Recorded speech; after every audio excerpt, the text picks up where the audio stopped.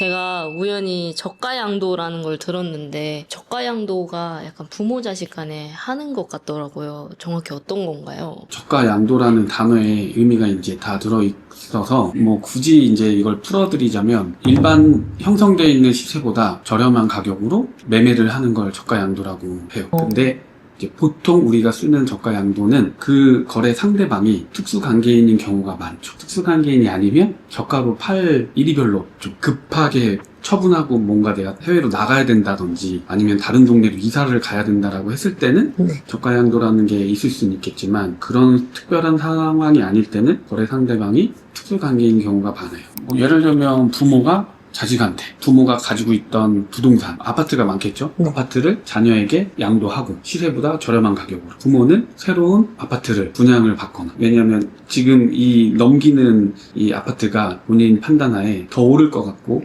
좋은 물건이다라고 판단이 들면 이걸 지금 당장 다른 제3자에게 파는 것보다는 우리 가족이 챙겼으면 좋잖아요. 그런데 자녀가 이걸 사기에는 비싸면 조금이라도 저렴한 가격으로 넘겨주자. 그리고 난 또 새로운 좋은 물건을 분양받자. 또는 매매하자. 이런 상황에서 많이 있었던 것 같아요. 저가양도를 하면 그 부모가 자식에게 증여하는 것보다는 세금이 덜 나오는 건가요? 이게 양도냐 증여냐에 따라서 세금이 엄청 달라질 텐데, 양도라고 했을 때는 자녀가 내는 세금은 취득세 말고는 없어요. 대신에 부모 입장에서는 양도니까 매매 차익에 대한 수익을 얻었잖아요. 네. 그래서 부모가 양도소득세로 내죠. 증여로 만약에 계산이 되면 자녀가 취득세도 내고 무상으로 부동산을 취득했으니까 경제적 효익을 얻었잖아요. 예를 들면 5억짜리를 무상으로 받았으니까 거기에 대한 증여세를 내야겠죠. 여기서 이제 중요한 건 그럼 증여세 뭐 내면 되잖아. 그리고 부모님은 양도하면 양도세 내면 되잖아. 여기서 이제 문제는 두 세목의 계산 방식이 달라서 벌어지는 거예요. 양도세는 내가 산 가격에서 내가 처분한 가격,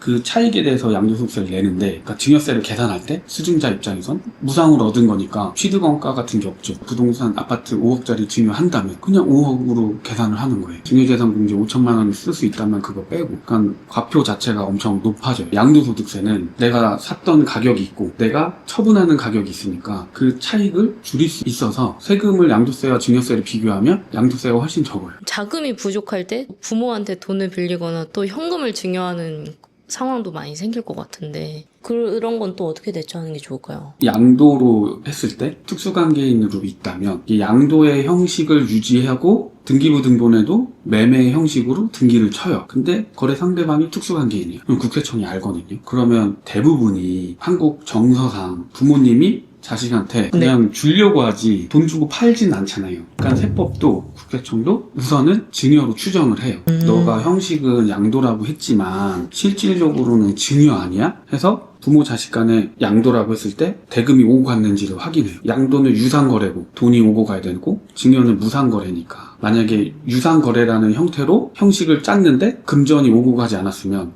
형식만 유상이지 실질적으로는 증여네, 무상. 그래서 증여로 가세하려고도 해요. 그래서 이때는 자녀분이 부모님한테 그 매매대금에 대해서 금전이 오고 가야 돼요. 그보다도 먼저 고민할 건 대금이 오고 가고 한다고 하더라도, 예를 들어 30이 훨씬 넘었는데 경제활동 하나도 안 하는데 갑자기 5억 원짜리 아파트를 취득을 했어. 국세청은 그걸 알거든요. 이 사람이 돈이 어디서 나서 5억짜리 아파트를 샀지? 지금 뭐 5년간 10년간 경제활동 제로인데, 그럼 당연히 이제 과세관청 기준에서는 이 돈 어디서 났지? 어디서 무상으로 받아서 산 건가? 근데 무상으로 받았다면 증여세 신고했나? 이렇게 이제 자금 출처 조사가 들어올 수가 있어요. 양도를 한다고 하더라도 자녀분이 그동안에 경제활동이 좀 있었는지, 그리고 경제활동이 있었다 하더라도 소득 수준이 높은지, 없다면 그 소득을 좀 만들어주고 시작을 해야 될 수도 있어요. 근로소득을 통해서 형성된 자금이 5천만 원이 있었고 나머지 4억 5천만 원은 대출이라고 했을 때 국세청은 4억 5천이 대출이었는지는 조사하기 전에는 몰라요. 착수해야지 이제 금융정보를 받아보거든요. 그러면은 착수를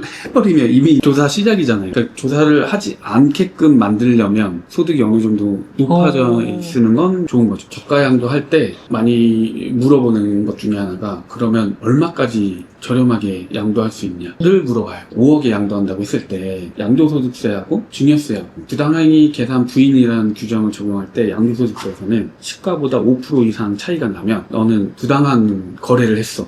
그래서 시가를 다시 계산해갖고 양도소득세를 계산할 거야. 그러니까 양도소득세에서 적용되는 거고, 증여에서는 아무리 저렴하게 양도를 했다고 치더라도 증여세로만 내면 끝나요. 저가로 양도를 해서 예를 들어 7억 원짜리를 내가 5억에 샀다고 하면 2억 원어치의 경제적 효익을 얻은 거잖아요. 그럼 당장 내가 5억에 받아서 7억에 팔아도 되잖아요. 바로 2억을 얻은 거니까. 그래서 이 기준이 아무리 저가양도라고 하더라도 이 정도 범위 내에서 저가양도는 증여세법에서 그걸 인정해줄게. 그럴 수 있지. 라는 게 특수관계인 간에는 시세의 30%와 3억 원 기준을 지켜야 돼요. 우와. 30% 이내더라도 3억 원을 넘어가면 안 되고 이 안에서만 금액을 정해서 매매가 이루어져야 되죠. 예를 들어 7억 원짜리 아파트를 증여세에서 3억 원 이하로만 매매를 하면 증여세에서 그 시세 차익에 대한 과세를 하지 않는다고 했잖아요. 표정을 보니까 이해가 안 되신 것 같은데. 7억 원짜리를 증여세법에 따르면 3억 원까지 저가 양도했을 때 증여세를 계산하지 않는다고 하니까 그러면 7억에서 3억을 뺀 4억에 양도할 수도 있는 거잖아요. 이렇게 되면 걸린다. 3억과 30%. 이 안에서 작은 거. 그러면 7억 원에서 30%면 2억 1천이잖아요. 그러면 저가 양도로 할 수 있는 건 4억 9천인 거죠. 2억 1천과 3억 원 중에 작은 거. 이 범위 내에서 저가 양도를 했을 때 매수자는 증여세 이슈가 없는 거고 매도자는 그건 증여세 이슈가 없는 거지만 7억 원짜리를 30%나 저렴하게 양도했잖아요. 네. 그러면 부당이익 계산 부인 적용이 돼서 시세가 5% 이상 적게 이루어진 거잖아요. 특수관계인끼리. 그러면은 7억 원으로 매도자는 양도세를 계산하는 거예요. 내가 4억 9천에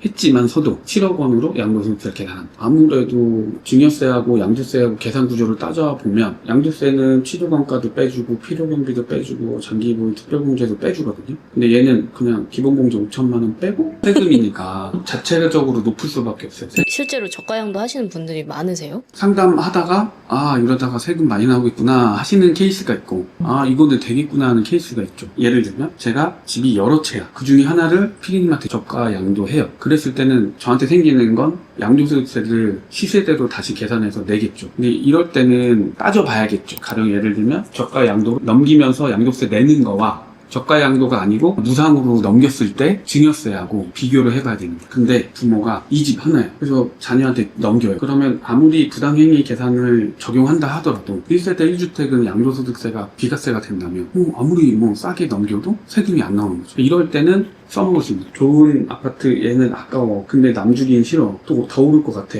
곧 있으면 전철역이 뚫린대. 어디 학교가 들어온대. 근데 옆에 또 매물이 하나 나왔어. 저렴하게. 또는 근처에 또 신축 아파트가 분양한대. 근데 거기서는 무주택자만 분양받는다는 거예요. 그러면 어떻게? 자녀가 그걸 산 다음에 내가 분양받는 거죠. 공동명의 하면 또 할인 효과가 있다 이런 말이 있죠.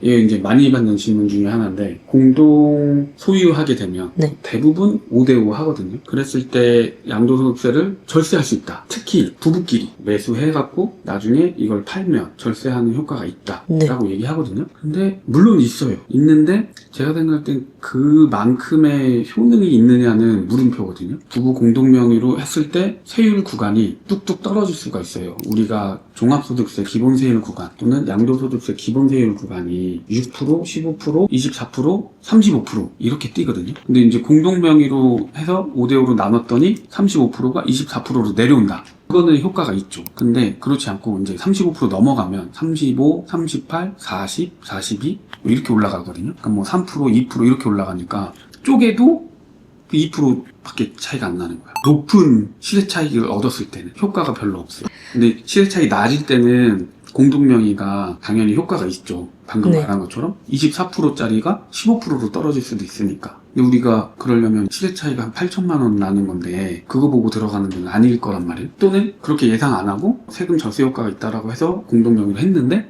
나중에 쭉 가서 봤더니 3억이야 시세 차익이. 그러면 38%거든요 38%인데 둘로 쪼개면 1억 5천씩 나가니까 그때는 35%로 내려와요. 3%잖아요. 그럼 그때 제가 드는 생각은 그러면 이거 대출 받고 명의 자서하고 하면 항상 둘이 다녀요. 대리 위임장 쓴다고 할 수도 있겠지만 그것도 번거롭고 항상 둘이 다녀서 의사결정을 해야 되고 도장도 둘 다 챙겨가 다녀야 되고. 그러니까 어느 순간 제가 또 상담을 해보고 계산을 해보고 하다 보니까 큰 절세 효과는 없구나. 절세 효과가 있는 구간은 시세 차익이 많이 나지 않을 때 그때는 10%, 11% 이렇게 절세 효과가 있으니까. 만약에 저가 양도해야 되는 그 부동산 자체가 엄청 고액 아파트인 경우 또 특징이 있을까요? 그거는 매수자, 자녀분이 되겠죠? 매수자가 소득이 따라주지 않으면 바로 자금 출처 조사가 나올 거예요. 매도자하고 매수자의 상황을 이제 분석을 해봐야 되겠죠. 매도자는 그 아파트 말고는 없는지, 그 아파트밖에 없다면 이거는 매수자만 조건이 맞으면 얼마든지 진행해도 되는 상황이 될 것 같아요. 1세대 1주택 비과세라면. 매수자는 고가 아파트라고 하면 막 몇십억짜리라고 했을 때 이 매수자가 소득이 어느 정도 따라오는지, 그렇지 않다면 바로 자금 출처 조사로 넘어갈 수도 있으니까. 매매했는데도 불구하고 그게 다 양도세든 증여세든 그 안에 다 적법하게 했다고 치더라도 국세청 기준에서는 뭐 연소득이 3천만 원인데 저가 양도로 취득한 부동산이 예를 들어 20억짜리다 하면 바로 나오겠죠. 그 전에 막 부모 자식 간에 오고 갔던 돈거래들, 또는 자식이 뭐 사업을 하고 있었는데 제대로 뭐 매출을 다 안 잡혔다든지 괜히 엄한데 불똥이 튈 수가 있어. 전세 보증금 활용하라는 이런 말도 있던데 그것도 방법이 될까요? 그것도 방법이 되죠. 조사 안 나올 수도 있는 게 저가 양도 하게 되면 20억짜리라고 할게요. 근데 거기에 전세 보증금이 18억이 있어. 그러면 이제 우리가 증여세와 양도소득세를 계산해서 세금은 없더라도 그걸 미리 신고서에 그 같이 백업 데이터로 해서 넣어버리면 국세청에서 미리 판단할 수 있는 거니까. 아, 이게 20억짜리인데 18억이 전세가 껴있었고 2억에 대해서 봤더니 그 정도 소득은 10년 동안 충분히 원천징수로 파악해서 따라오고 있었네? 안 나올 수도 있죠. 가장 조심해야 되는 건 금전이 오고 가야 되죠. 저가형도는 일단 특수관계인이 아닌 사람하고는 거래가 보통은 없어. 그럼 이제 특수관계인끼리 거래를 한다고 가정을 하면 여기서도 특수관계인은 아마 가족이 될 가능성이 매우 높을 거고, 그러면 증여세가 발생하지 않는 저가양도는 증여세법 기준상 시세 차익의 30%하고 절대적인 금액 3억 원하고 작은 금액 이내에서 저가양도가 이루어져야지 증여세가 발생하지 않는다. 양도자는 양도소득세가 발생이 되는데 이때는 내가 저가양도한 그 양도가가 아니라 시세로 내가 양도소득세를 계산한다. 가장 효능이 있을 때는 1세대 1주택 비과세일 때 이 효과가 제일 좋다. 그러면 이렇게도 해볼 수 있잖아요. 만약에 예를 들어 10억짜리야. 이걸 자녀한테 넘기는데 나는 1세대 1주택이면 어쨌든 세금이 안 나오잖아요. 그럼 자녀가 이걸 가져가는 데 있어서 소득이 충분히 따라오지 않는다면 저가 양도로 엄청 낮게 쓸 수도 있잖아요. 근데 그게 증여세로 계산하면 1,000만 원이 나오든 2,000만 원이 나오든 그 정도는 충분히 부담할 수 있다면 증여세를 내더라도 저가 양도의 금액을 엄청 낮출 수 있어요. 이런 생각도, 아예 세금을 안 내는 구간에서 움직일 거면 30%와 3억 원 중에 작은 걸 움직이면 되는데, 그래도 좀 세금 내더라도 더 조사가 안 나오거나 자금의 원천을 소명하는 데 있어서 그게 필요하다면 더 낮게도 할 수 있다.